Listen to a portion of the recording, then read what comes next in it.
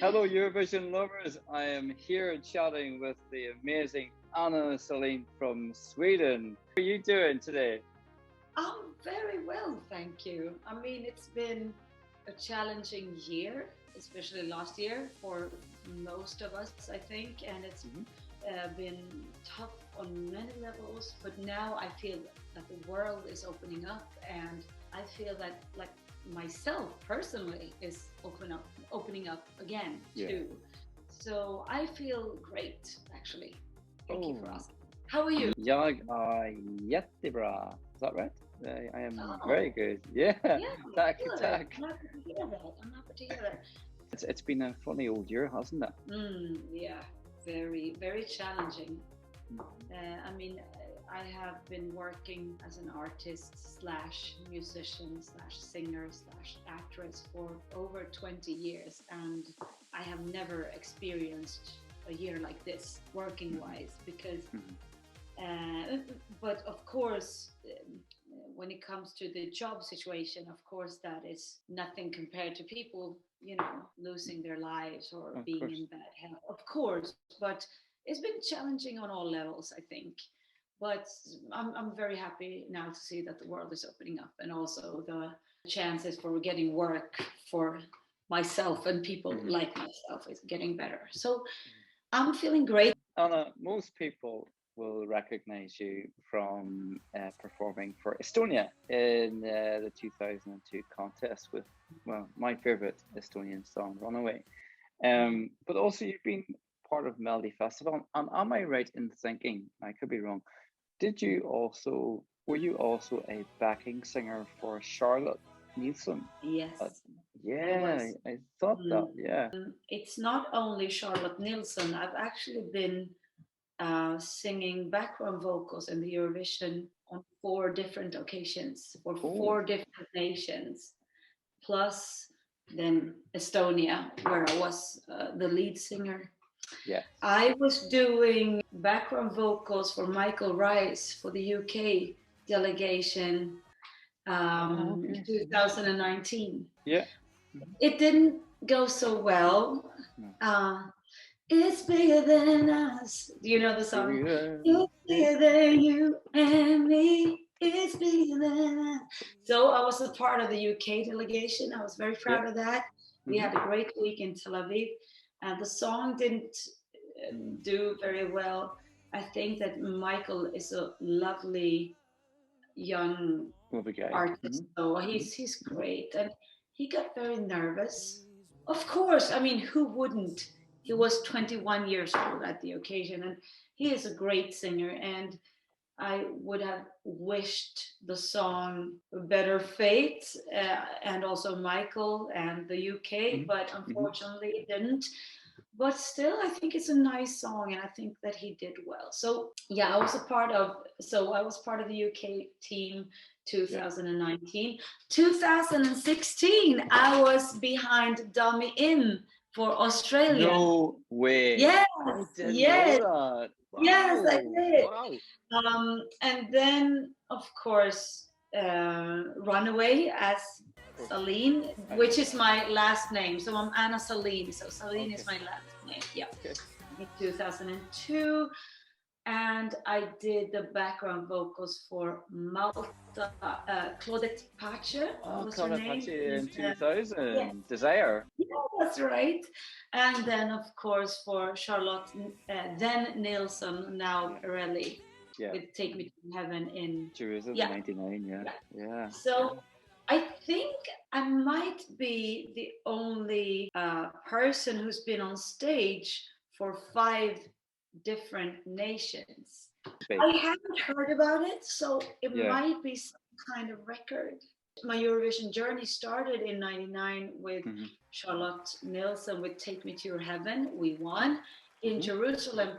Exactly 20 years later, I was in Israel again. Of course. Absolutely. Yeah.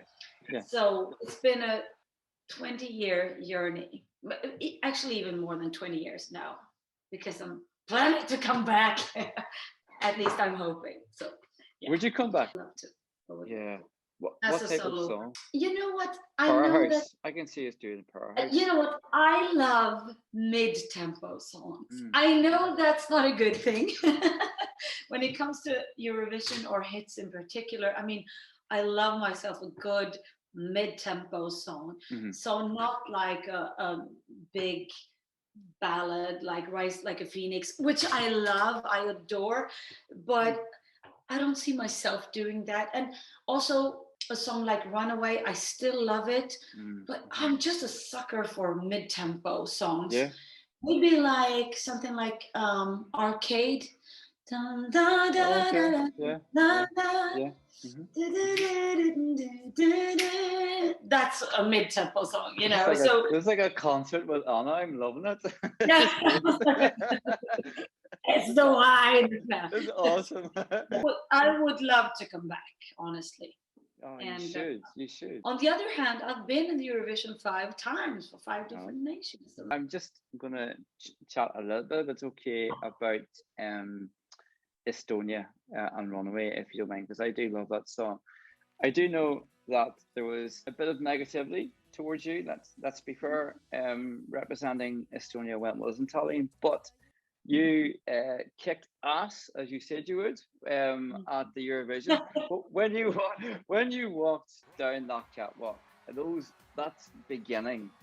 What was it like for you? I mean, it's almost 20 years ago, right? But there was so much positivity, so much as love. Well.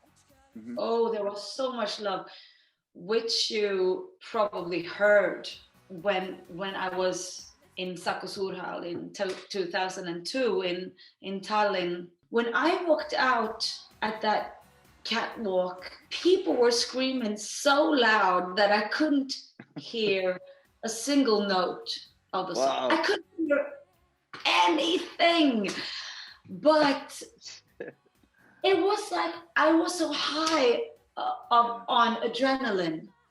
So I really didn't care.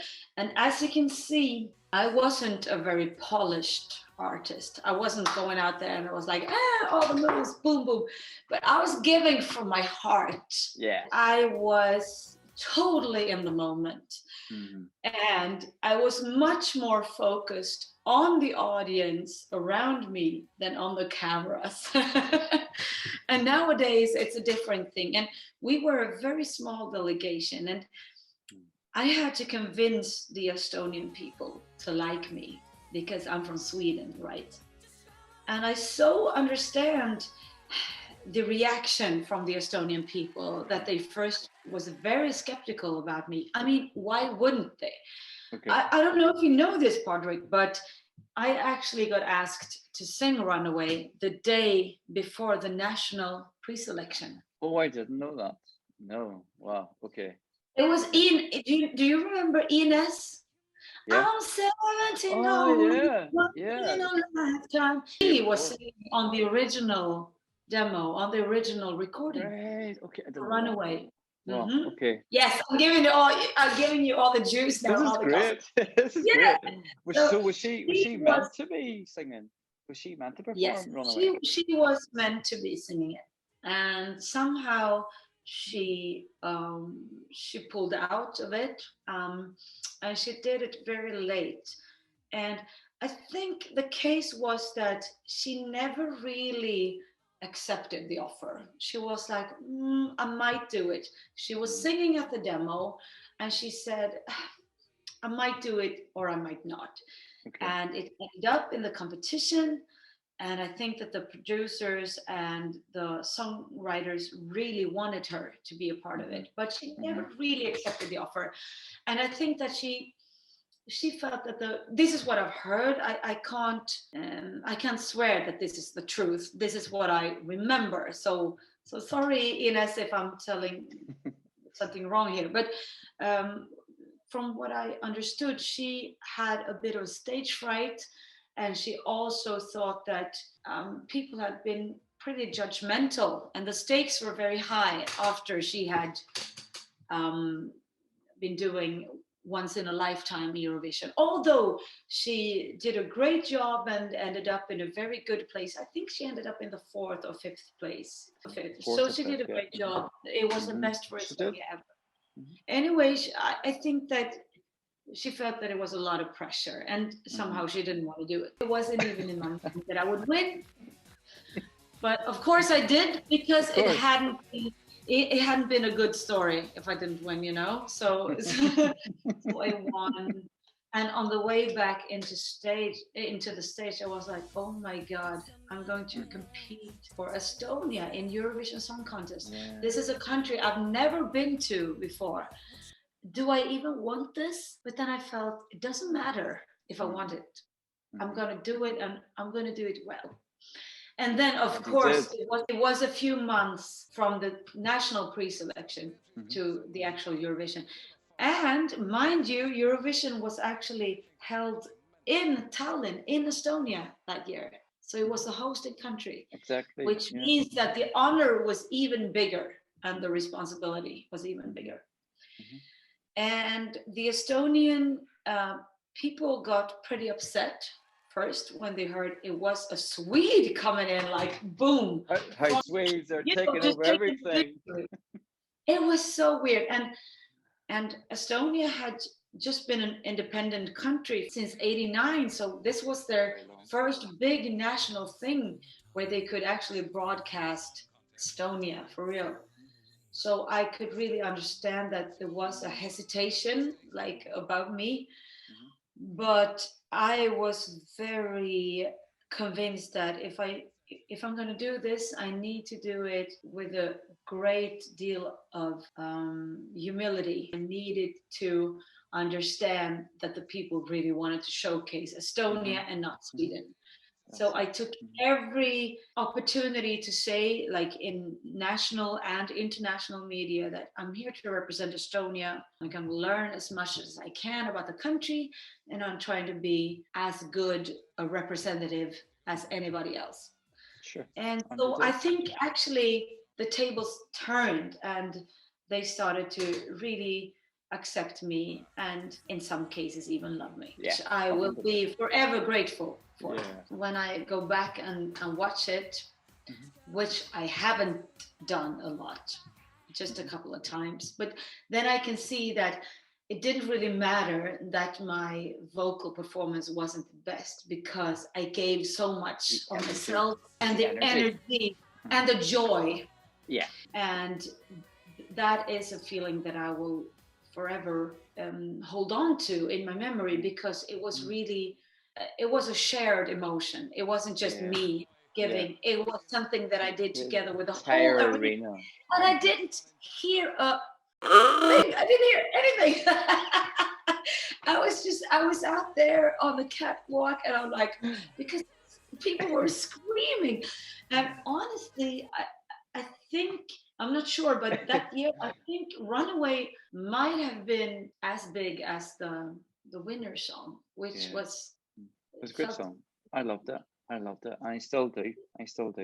You know, so thank you for bringing and actually going to Estonia whenever you're called and giving us this song. Much. And thank you for telling me that you still love the song. And I know it still has a lot of fans. So. You have a rich history of performance at not just Eurovision, but also Melodifestivalen.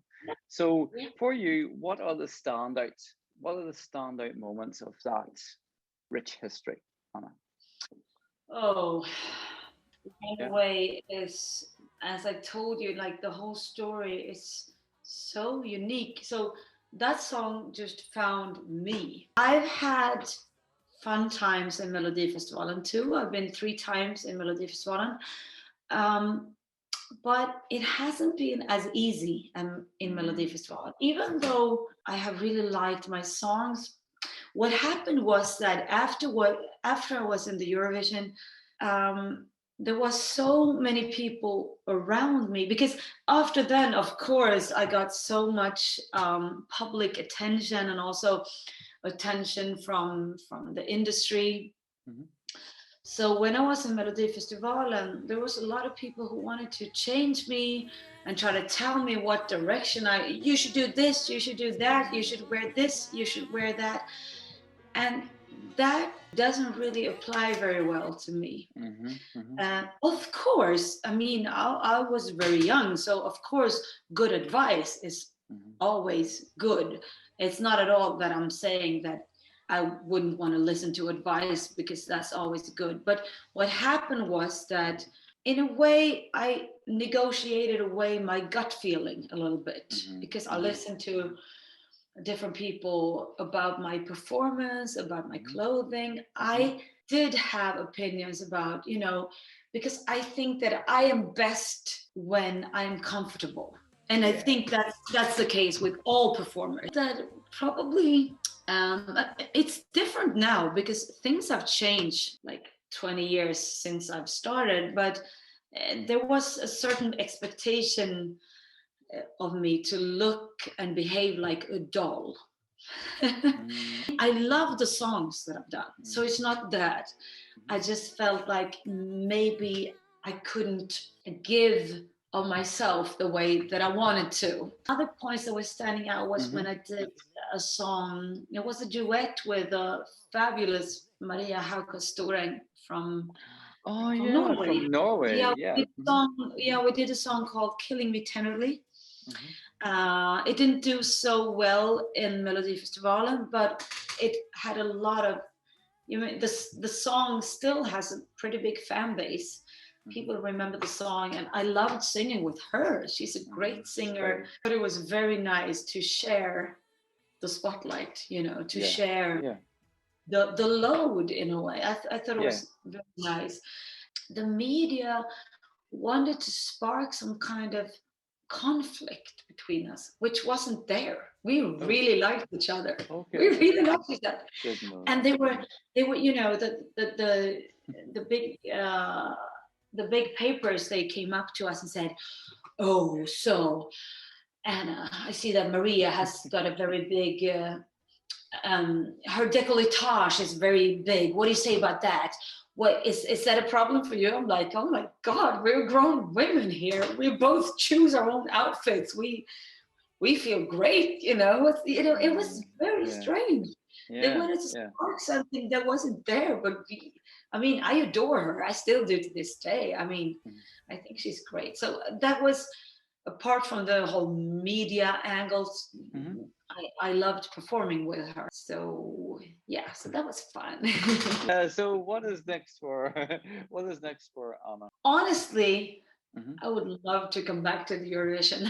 I've already started to write some songs, and I am actually reaching out to Estonian songwriters. So you need to get your fingers crossed, because I would love to.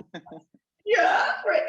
No, I would really love to do that, the Eurovision again, in my own name, not as a background singer.